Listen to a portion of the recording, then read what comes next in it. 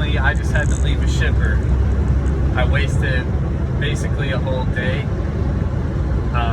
on a load that I booked through a broker, picking up today, delivering to Texas.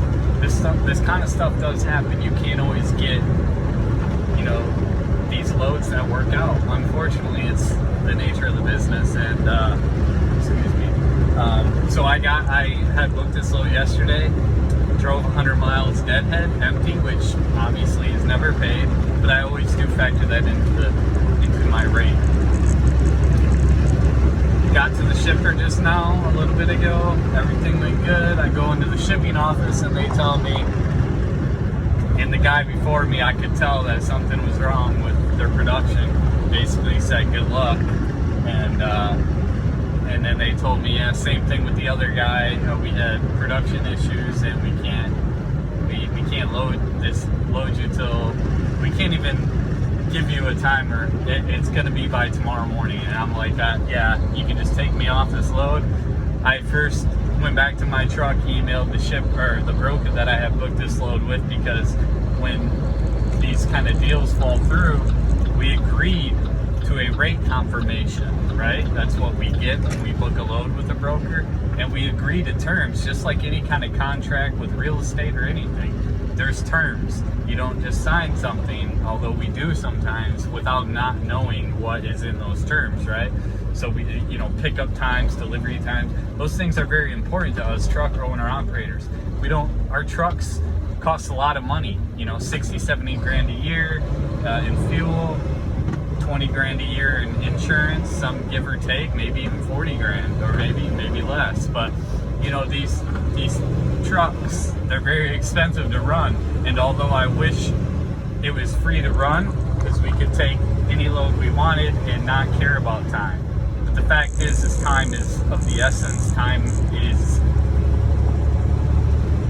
I don't even know if you would say not our friend in the business, but it is our friend. So it's kind of a oxymoron, I guess, if you would say. Nonetheless, this video is about that.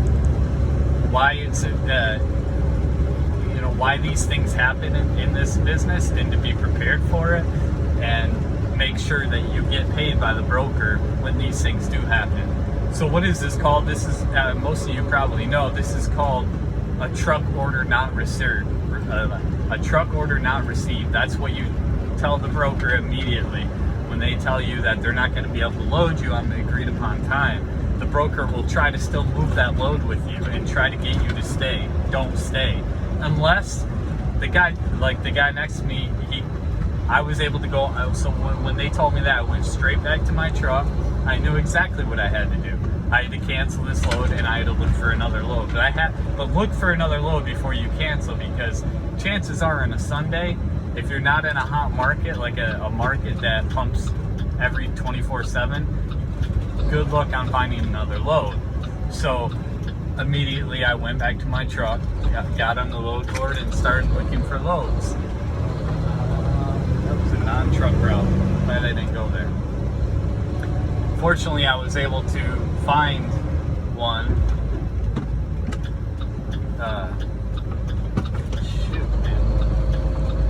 Fortunately, I was able to find a load in this area, picking up at 7 p.m. I have to deadhead back where I deadheaded from originally this morning.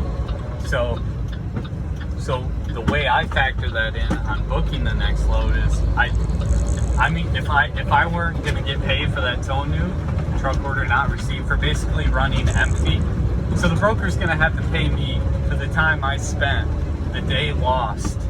They're gonna have to pay me a truck order not received. They're gonna have to pay me time for coming back, or for driving empty, wasting fuel and wasting my time coming to the shipper that can't meet our agreed upon terms. Now, it's either you do that and find another load, but if I wasn't able to find another load, I wouldn't tell the broker that.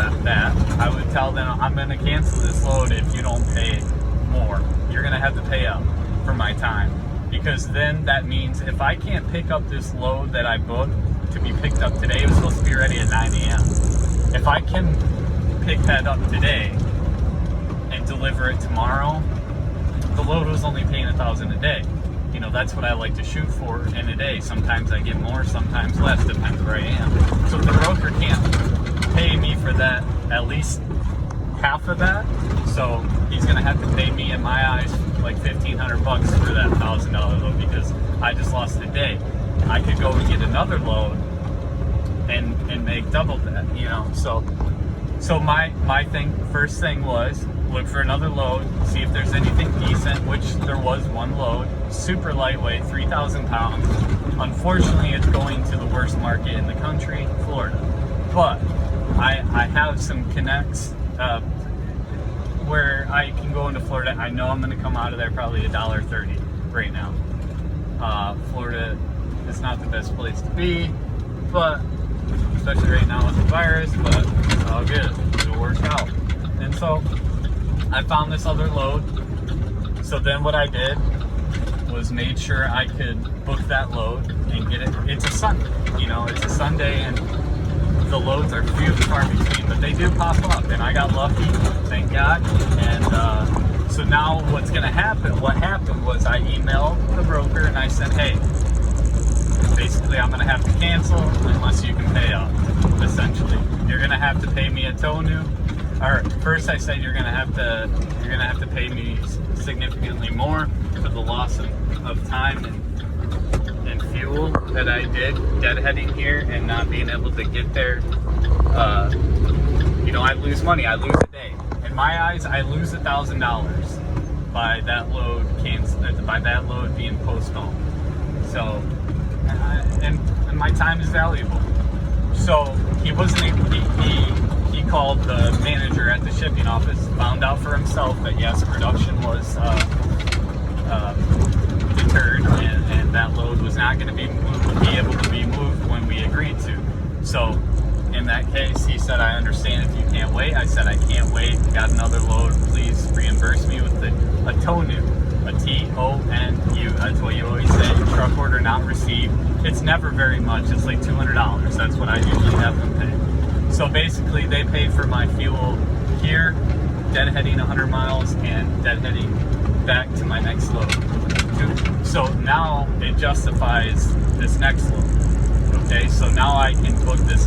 Now I book this next load. Unfortunately, it goes to Florida, but I can deliver it in one day. It's 700 miles, and it pays $2,000. Okay, so I actually made more than what I would have going to Texas, but then Texas is a good market, and I would have got a better load coming out of there. Whereas Florida, I'm gonna get a shitty load, but I don't care. This is my week. The second week for me is when I head back home, so I'm not always concerned. I crushed it the first week, which I did 6,800 gross last week, and in this market, that's great for me. So 6,800 gross for last week. So this week, I don't too much care. I still care about my numbers and my rates, but I don't as much care about the second week as I do the first week, because the second week, I'm always on my way home. But this video isn't necessarily about that. It was a simple, I guess you wouldn't call it, was just an informative video, hopefully for you, that maybe you people who aren't owner operators yet, thinking about buying a truck, or maybe are owner operators and just wanted a different perspective, or maybe you agree with me or don't agree with me, but obviously everyone's going to agree with me. Got to get them truck order not received. You got to get them to email you. He tried to kind of spin me around. Brokers have tried to do that. They'll try to not pay up, and you got to be on top of that. He's not going to be able to send, so they'll send you a separate rate con for that cancellation, and it'll be in the form. It'll say TONU, truck order not received. Or, you know, it wasn't the load was postponed or whatever, and they'll send you, $200 or whatever you request, whatever you agree to, and that's that. So that's basically it. I hope this video, and I hope all of my videos are helpful. I know sometimes I get off on rants, but I wanted to keep this simple, stupid, and just make sure that you guys are getting the money you deserve. It's frustrating. It's frustrating, but there are ways around it. Like the guy next to me was an owner-operator. The guy before me, he was checking in, and that's when I could tell by his demeanor and words, he was saying to behind the person in the glass, the shipper, that things weren't looking good. The production was something happened, and that we weren't going to be loaded when the agreement. So he and I talked a little bit about how it's kind of bullshit, but it happens, man. You can't really be mad. You can't sit there and be angry, because these things happen, man. You know, this world isn't perfect, just like sometimes it happens with us drivers, where we book a load, we have a deadline that we have to meet, we have to deliver this load by the next day at 8 a.m., and shit happens, you know, your truck breaks down, or traffic, or weather, or just sleep in, you know, shit happens, and you gotta work it out, you gotta get through it, and hopefully you come out on top, and you're on the right end of the stick, which in this case I was, and I hope that this video will help maybe some of you who are just getting into it, or thinking about getting into it, or who are into it, kind of give you my perspective on truck order non-receivables, and making sure you get paid for coming here. Because if I would have came here at this 200 miles I have to run empty, and I lost the whole day. Basically, in my eyes, I lost $1,000 because that's what I can get paid in it. Actually, can get paid more, I can get paid less, but that's how I view it, right? So it's a business, and you gotta be on top of those receivables, man. You gotta make them brokers pay, just like they would want to be reimbursed, which they don't always when you cancel the load. That's another thing I want to quickly touch on before I end this video. A lot of the times, it's easy for us owner-operators to get pissed off at brokers. When you're running off the spot market and you're using load boards to book your loads and run your business, it's really easy to get pissed off at them and take your frustrations and anger out on them, because they essentially are the ones making the rates. But it's really, the market does kind of make its rates, and we do make our own rates. Unfortunately, there's just too many people that, I guess some would say, run way too cheap. They take cheap freight, but you could think of it as maybe their operational costs are much cheaper than ours, and so they can afford to take cheap rates, and I guess in a sense, good for them. They can still be profitable at low rates, but most of us cannot be. It's very expensive expensive business, and it's expensive